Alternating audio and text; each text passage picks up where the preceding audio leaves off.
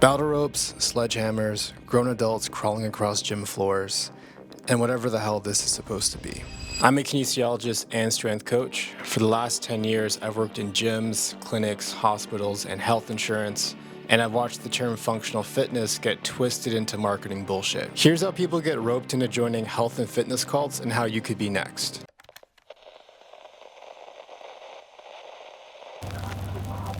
People fall for this nonsense because they're desperate and the system failed them first. In most cases, you get injured and developed real pain for the first time. Healthcare gives you 12 physio sessions, but you're still not getting better. So you go to Instagram, the algorithm serves up someone telling you it's misaligned fascia storing trauma in your hip flexors. That person has better production value and more time for you than your doctor did.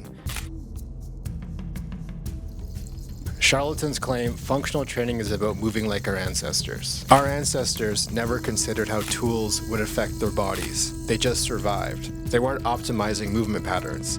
They were hauling water, chasing food, and dying at 35. These gurus point to pro athletes who never train under their system to prove their methods work. But that athlete's foundation? Built through basic strength training and progressive overload, not battle ropes and balance boards. Functional training came from industrial medicine in the early 1900s. Researchers studied factory workers to prevent injuries and improve productivity. By the 1920s, they used it to help World War I veterans return to work. When I test someone's functional capacity, I'm checking if they can lift 40 pounds from floor to waist, hold their arms overhead for 2 minutes, sustain a forward bend for 5 minutes. That's it. Job specific, boring as hell, but actually useful. The goal is getting people back to work, back to their sport, and back to their lives, not selling a philosophy that requires follow-up sessions until the money runs out.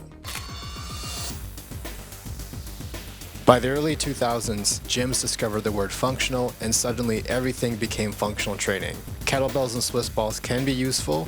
Unconventional tools have their place, but the reason behind using them got lost.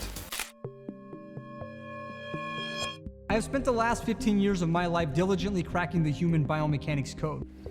That doesn't make sense. Pulling up our own traumas from the deeper, smaller subatomic aspects of self, the traumas buried deep in our smaller subatomic presences. That's true. This is where the muscular system becomes actual physical fucking prison. You might be thinking, why all the hate, what's the big deal? It's dangerous. Best case, you waste money but felt hurt for the first time. Worst case, you're in a Netflix documentary explaining how a fitness coach ruined your life by making you join a cult. Athletic programs are supposed to move from general to specific. You build a broad base of strength and conditioning first, then you specialize. I'm going to quickly dispel some nonsense in fitness to help you see how you lost the plot. Kettlebells might be great for learning how to lift in late stages of rehab, but they won't make you stronger than machines or barbells. You can't load them heavy enough. Rehab exercises won't fix all your problems. They're too specific and often too low intensity to replace broader conditioning. Dead bugs and bird dogs are great exercises for relieving low back pain and building trunk stability. But you progress them by moving to harder exercises requiring more stability, not simply by adding weights. Exercises get bastardized when their intended purpose is lost to appear more impressive. Okay, let me tell you some stories. If you think you're going to continue having deadlift personal bests, you will not. You will have artificial hips, all of these other things. Walking outside with your eyes closed is bad for your back. Anyone saying deadlifts are universally bad is probably dodging liability for poor programming and execution. Look, I'm not putting Grandma in a powerlifting meet, but she should still learn to safely pick up groceries. We need to stop overhyping novel exercises. I see coaches put boxers on landmine presses because the angle mimics a punch. You want to punch harder?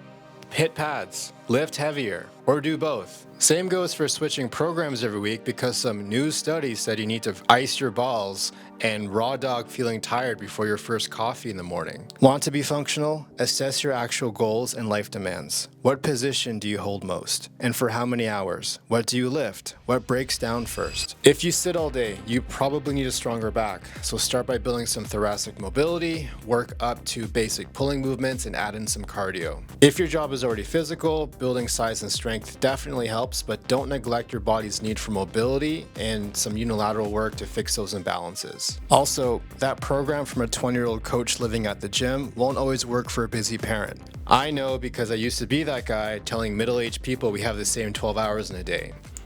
I know, and I'm sorry. Luckily, I was still in school and had plenty of great mentors who called me out before I became full of myself and started selling my own pyramid scheme certifications and courses. This is all to say, if you enjoy doing fancy exercises, by all means do them. But if you're still tired going up a flight of stairs or feel sore every day after work, whatever you're doing isn't working. Train for your goals and function, not someone's marketing campaign.